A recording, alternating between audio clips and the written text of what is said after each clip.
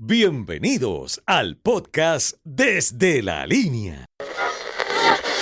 Desde la línea podcast te estoy cantando. Desde la línea podcast improvisando.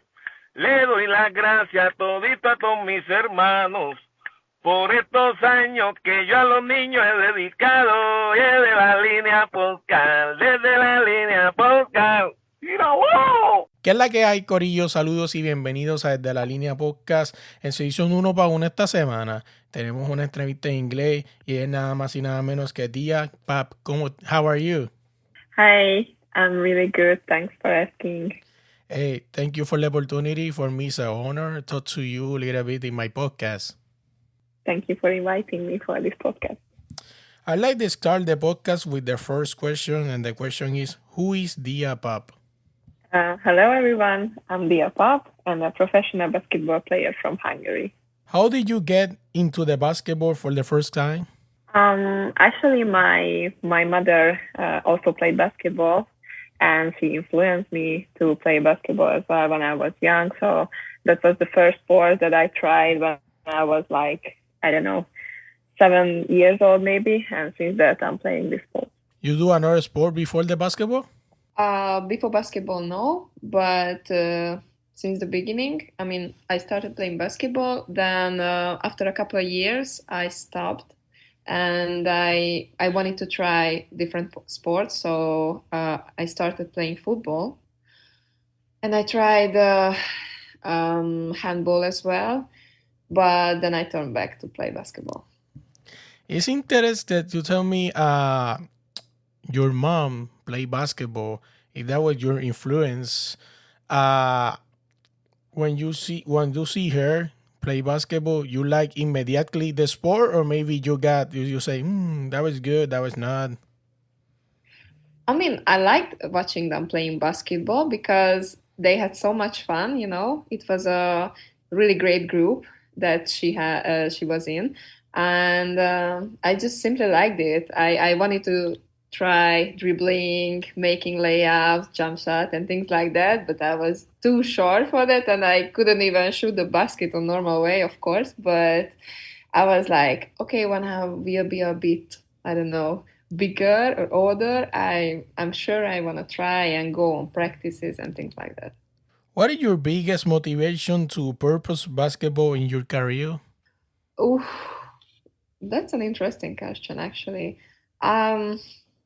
I just want to make improvements all the time, and my biggest motivation is be better really every day, and try to get as much medals and win as much competition through my career as possible. So maybe that's the one.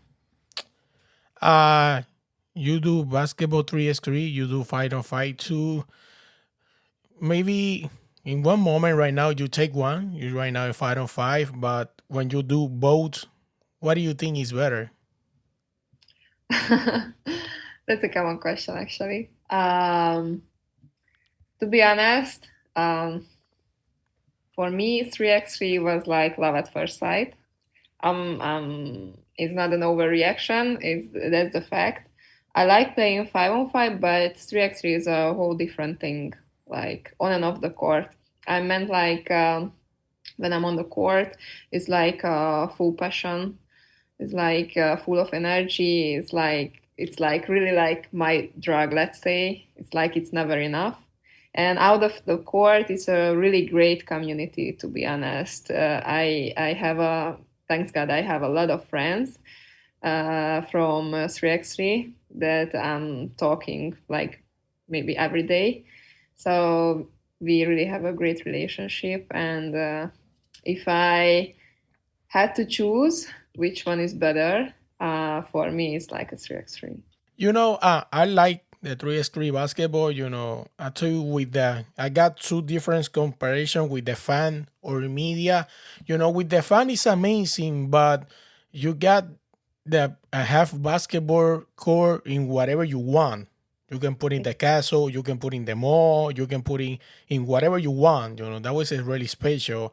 If with the media, it's something interesting, but I don't know, it's different in Europe or something like that. But here in America, I covered close to 3 times the America Cup. It's really special, but when you see the players finish the game and sit down in the bench, close to the public, something like that. You can talk to everybody. Everybody sure his experience, something like that. And when I see that, it's like when you got the different tournament in Puerto Rico. It's a torneo de colores. It's a tournament of colors. It's a different groups with the yellow color, blue team, green team, whatever. And when you finish, just get in the bench with everybody. And when I see that, I remember when I'm young, I'm playing basketball. But you see it, you say, oh, it's like when I'm young. When you finish, you just get in the bench, you talk to everybody. Yeah. So it's a whole different thing, actually, and it makes it like more friendly and like really like a big family. Your best moment in the court? On 3x3? And whatever you want. Okay. So my best moment on court when we won the silver medal in the World Cup 2 times on 3x3. That was a really, really great experience. And recently on 5-on-5, last season, we won the Hungarian Cup with my team in Sopron. And this was also something like I can tell it's like a core memory. And because when you fight for something really hard and finally you can reach it and achieve it, that's the thing I think a pro athlete really wants in their life, and those are the moments that when you get it, that's the best feeling ever for an athlete. No, sometimes you prepare in the practice for these moments. When I heard the people, or when I heard the fans talk to the athlete, say, "Oh, why you miss this shot?" Or maybe he bring it to you good things for you made this short. Every athlete prepare for this moment. For this reason, every day you practice for this clutch moment or for this special moment. Yeah, actually, for years or day by day, hard practices, long practices to reach any kind of I don't know achievement, and you just really hope for that you will reach it. So it's not a guarantee that even if you practice hard every day, like hustling every day, nothing is guaranteed that you will reach that spot, but actually you're still fighting for that every day. When I heard you, I got one question. When you practice every day, you tell me it's no guarantee. Maybe you can do this or maybe you can win. But you can practice every day one play or one shot, but never you can compare for this moment with just only 2 seconds, one decision. You shoot or pass, or you miss and you lose, and you make it and you win. You can practice, but you never compare for this moment. Yeah, exactly. I totally agree with that. I had the same thing in my career, especially in 3x3. It's often happening like you have to make the last second shot or you have to make a last second decision, and sometimes it's a good decision, sometimes it's a bad decision, and it's like you just cannot prepare yourself exactly on during practices the same situations, and it's totally a different thing on live than on practices. But it's something that you have to prepare yourself mentally to be ready for these moments. You can share any challenging moment in your career, how you overcome it? after these things. Or Whatever, after or before. well, actually, recently, we had this Olympic qualifier, and we couldn't make it, unfortunately. And that was really a heartbreaking moment. And I'm not gonna lie, sometimes I'm still thinking about it when I'm alone or when I have really bad mood or something. And this is something like maybe you never come over it, but you just learn to deal with it. You know how I mean? Like, that's a memory that really follows you through your career or through your life. But I think as a professional player, you have to come or get over it, or like not to forget it fully, but to learn from it and stand up on the next day and try to be better. This is the reason why you retire in May for the 3x3? No. A lot of people think that I retired because we couldn't make it. If I would have made a decision because of that, that would have been, I think, a childish move. To be honest, I had some personal reasons to retire from 3x3. Honestly, it was a little bit too much for me because I do 5-on-5 and 3x3 at the same time, and it was like I've been doing that for like 7 years straight without resting, and I really felt on my body and not just physically but mentally that it's a bit too much for now, like spending all my summer and playing 3x3 and without any kind of rest. I mean, longer rest. I had like, I don't know, 10 or 15 days total. And I went back to play 5-on-5. And when the 5-on-5 season was over, I right away went back to play 3x3 on the whole summer. So it was like I spent 7 years like this, living like this and playing like this. And it was just too much. And that's why I decided, I mean, I had some other problems, but I just don't want to talk about it. The main thing that I decided I need that rest. So I don't say that I don't want to play 3x3 anymore. And I hope I will have a chance to come back because as I mentioned, that's my passion. That's for sure. But right now, I just want to focus on my 5-on-5 career, and I will see. I miss the sport, that's for sure. But now I just need some chill. Yeah, you never say never. You don't know what's going on in the future. You miss the core 3x3. Yeah, of course. That's not a question, of course.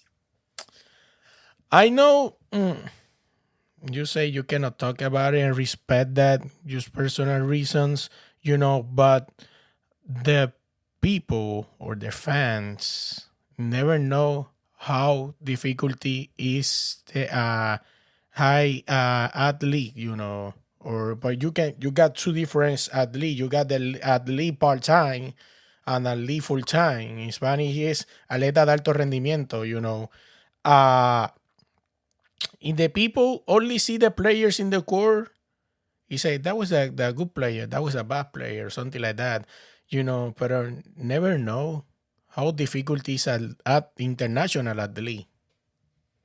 Yeah, exactly. I mean, they really only watch us playing and that's it, but they really don't see what's behind of this, like how hard our everyday things, and they only see us just playing and that's it, but there's a lot of more things behind being a professional athlete that we really don't have time to chill because if I'm home after practice, I need to prepare, for example, for the next game, like watching game plans, watching videos, things like that. I need to prepare my body for the next practice, for example, and these are not easy things, and it's really hard to explain for those who've never been athletes or professional athletes. They just only see and they just only experience a really part of our life. So it's a really exhausting thing to be an athlete and to do it on a highest level as possible. When I try to double check in Spanish, I do to you in English. You know, maybe you got all this experience with the basketball, international basketball, and maybe you can go back in maybe this Daya Pop girl with that 10 years, 8 years. What message you can say with Dia Pop in these years? Oh, like back in 10 years? Mm-hmm. My younger self? Mm-hmm. Oof. First of all, I would tell her like be patient.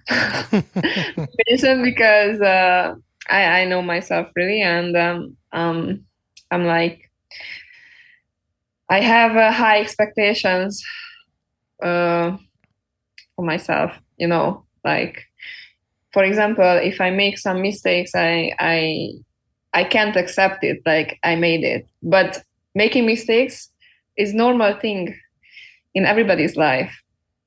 So first of all, I for sure I would tell her like just be patient, get up every day, go on practicing, and just keep going. Don't care about others' opinion at all because I'm like like really an overthinking person, and how to say, I used to care about what others think about me, what others think about how I play, how I am, and that made me like feeling depressed, and like it affected me on a really bad way.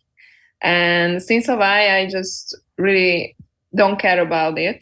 I mean, I'm still trying to learn how to not to care about these things, and really like to focus on myself at all. I mean, fully. And second of all, I think it's really important thing, to how to say. Oh wait. What did I want to say? Oh, sorry. So maybe just two things.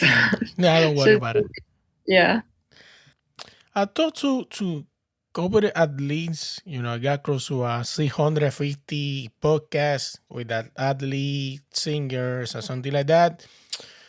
I don't know you agree with me with that, but when you started, or whatever athlete started, him or her dreaming or his journey for the greatest or your whatever you dream you got, you start to do that for you do a lead. You are the basketball player and you do what you like it. Go to the international players, so you go to international selection, something like that. You do the sport but you like it. The problem in these years is I don't know why. Yeah, I don't know why mix the public person with the social media, something like that, with the athlete. I don't think so. One high level athlete, he cannot go to the popular people. He come to whatever sport he like it, and that's it. He don't want it. He's a superstar. Yeah. I understand what you're talking about. Yeah. What to say on that? It's like you meant like a pro athlete doesn't want to like be a social media guy. You want like that? Mm-hmm. Yeah. Nowadays it's what to say. It's really a part of this life. When you are a professional athlete, when you are really good enough, a lot of media guy find you to, for example, collaborate with them to promote this brand. To can you share? Can you post? Can you make something? It's this is a century, the year, the days that we live, and it's like a how to say it's like really an everyday things. Mm-hmm. It's like it's something like a pro athlete cannot do anything with that. So no, we have to agree, we have to attend, uh, and we just have to follow the flow really. Another thing you told me, you try to how to learn to you don't care whatever the people say about your game. Yeah. I thought to everybody with that. Yeah, like thought to you with this too. How affect the your career. How affect the pop for the people say. But the problem is in right now the social media. I don't know why or who say, hey, your opinion is important. I don't know why. Yeah. Yeah, I understand. Uh, it's like everything, because of the social media, everything is in front of our eyes. So we can see, we can watch everything. Even if we don't wanna see or don't wanna read those things, like people just text whatever they want really nowadays, like without any, I don't know, sense, let's say. A lot of fans really think that they have the right to comment whatever they want without any thinking of, like, if it's maybe a right thing, or maybe I will hurt him or her with that comment. And that's what I'm saying, right? I'm really trying to avoid myself from these things, because it cannot affect our career and our performance. Because, and you know how it is, like, even if you don't want it, it comes to your mind, and it makes you nervous. It makes you really sad. Like, yeah, I know I was bad, but okay, you don't have to even write it, that how bad and how bad performance I had. Because I know myself. I know that I had a bad day. I know that I had a good day. To be honest, even, for example, even if I have a good day or a good game, I don't read anything. I like, really, like, when I get a lot of messages like, "Oh, congrats, it was a good game," blah blah blah blah blah. Really, like, I'm really trying not to focus on it and not to care about it, even if it feels good or bad, because I know that it cannot affect my performance and my feelings. I don't want to make confusion in myself. I just really want to focus on these things. Before the end this podcast, I like, the first doing English, I like to open a question for whatever thing you can talk, or maybe you got any question for me, whatever you want. Okay, so since when you started this podcast things, and how you like it? I tell you the truth, I like to talk a lot. Yeah, I tell you, it's the second podcast and do full in English. Yeah, I try to do for explore more different things. In another different language. Yeah, I think so. I talk a lot in English. I talk for three more in Spanish. For this reason, I do the podcast. When you start to hear the different histories, I like more, But the reason I started, I like talk, you know. That one is my excuse. That was my excuse for talk to everybody, Uh-huh. But right now, for example, I got you. I talk to you in Instagram. I got your personal WhatsApp. I talk to you. Hey, Dia, go ahead, go to talk to you and talk to your experience. I talk to my podcast. You said, "Oh, sound good, perfect." This is my excuse. For this reason, I start to do that. But I like talk. I like her. You know, y that was why that was my excuse. For example, I can talk to you for my real name, Luis Rodriguez Roman, whatever, in my Instagram idea. I can talk to you for an hour, and you say, why? Who you are. Yeah, Why I need to talk to understand. you. But I talk to you, hey, Dia, I got a podcast. I do the podcast when I talk to every players and around the world. You can talk to me. Yes, sounds good. That's my excuse if I like to talk. This is the first one, but when I start to hear the different experience, that was my passion right now. I like the podcast. When I started close to 5 years ago, the podcast is my hobby. It's a, it's my hobby. It start here for the experience, for her, the Mhm. people, for I know more to the basketball players. That this experience, this podcast, I changed me a lot. But never I lie it. I say that Mhm. true. Everybody say never say, hey, why this guy missed the shot? Hey, why this guy made the wrong pass? That was a lie. Everybody say it. Only one time or two times, 5 times, 10 times, but everybody say it. When you start to talk to the athletes, you see her experience, how much affect her career. When I miss this layup, or Yeah. when not complete your dream for make the international cup or Olympics, something like that. You understand how difficult is athlete, Exactly. how difficulty is the life for the athlete. You know, this is the reason why the podcast is my passion right now. When I started for talk. For Mhm. start to talk, whatever. But right now, answer your question is for that was my passion. For the reason I do, I like to talk to a lead. I like to know how difficult is at lead.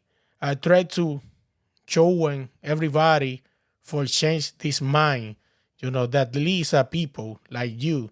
The difference is he do something different like you, but it's the same finally. He's a person when this guy or this girl finish the core, I go his home, her home. He got the same life like you. He got pet, he got boyfriend, he got girlfriend, he got family. That try to do with my podcast is, hey, these guys or girls is like you. You know why you need to talk to her in his social media and say something wrong. Yeah. He got good day, he got bad day. Don't worry about it. Tomorrow is another day. It's like Karol G say in Spanish, mañana será bonito, tomorrow is a great day. It's true. Yeah, it's totally true. It's just sometimes it's really hard, to start the next day on a like never like nothing happened yesterday, because sometimes it just lays down in your head, and it's really hard to let it go.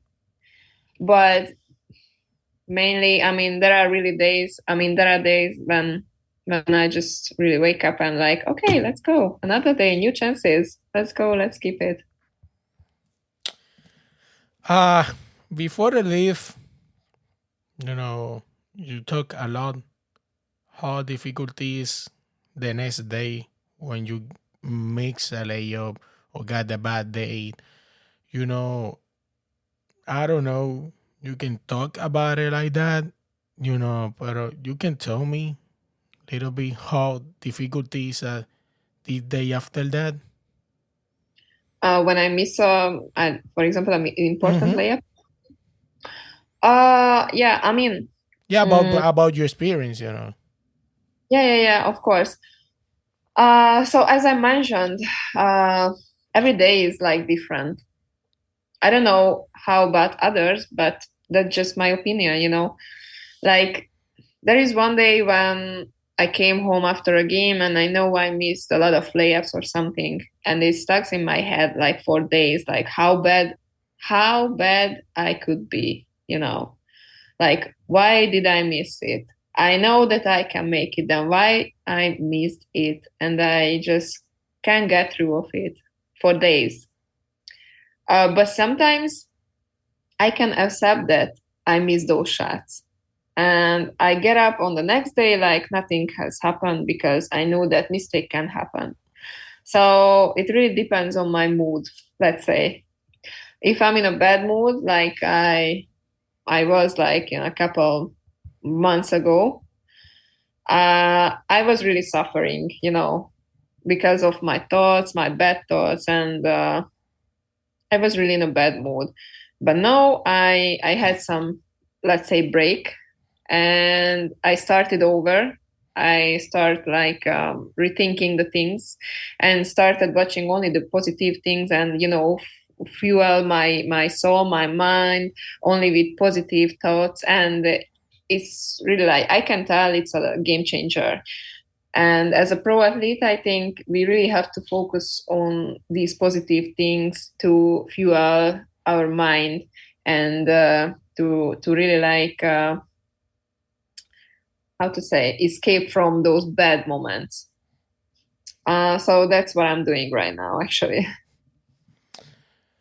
Before you leave, any message you can want to send to the boys and girls who wanted to be the basketball player in the future? Yeah, I'm like, just try it. And when you really want to be a professional basketball player, you just have to make disciplines and follow it and just keep going with the flow as hard as you can. And you really have to prove yourself for first of all, just only for yourself. And if you prove yourself, you are the best, you can just shine and you can prove to anybody that you are the best. So let's go. Tia, thank you for the opportunity. For me, that was amazing podcast. Thank you for telling me all your feelings right now. That was special for me. I don't know I can say it, but I can leave it there in the record. Thank you for the opportunity. For me, that was amazing podcast. I don't know for you, but for me, it's a really good podcast. Thank you. Oh, you're welcome. And I want to say thank you also for inviting me. Honestly, I never been a part of any podcast. So that was my first time. So if I made some mistakes, and sorry for my English, if it was don't like worry about it. a bit mixture, but yeah, I really enjoyed it. So it was really an amazing experience. Thank you for that. Oye, quiero darle las gracias por llegar hasta aquí, escuchar el podcast, escuchar este episodio brutal. Oye, recuerda buscarnos en cualquier plataforma de podcast como Desde la Línea Podcast y en Instagram como Desde la Línea Podcast. Dale like, dale share, comparte este podcast con todo el mundo. Y si no sabes dónde puedes buscarnos, sencillo, vete a Instagram como Desde la Línea Podcast. Danos a seguir primero que todo para seguir con la meta de seguir creciendo y llegando a otros públicos. Y ahí hay un link de Entre que lo llevará a todos los lugares donde estamos disponibles. Búscanos en YouTube como TLP para que no te pierdas otra parte del podcast que se llama El Extendido con Melo.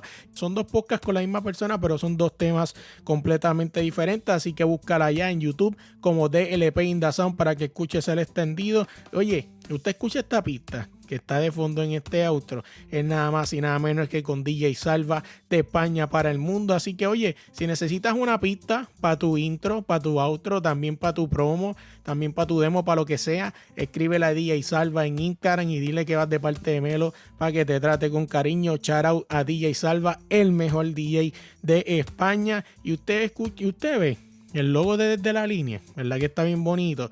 Usted ve los fondos que usamos para los extendidos, también para las noticias, es nada más y nada menos que por AG Artists, es la que tiene a todo el mundo al día en Puerto Rico. Equipos de baloncesto, le hace las promos a varios equipos del BCN, así que contáctalas en Instagram como AG Artists. Y por último, pero no menos importante, gracias por la oportunidad. Recuerda darle like, darle share, compartir esto con todo el mundo y dejarnos 5 estrellas en Instagram. Que tengan buen día, se me cuidan.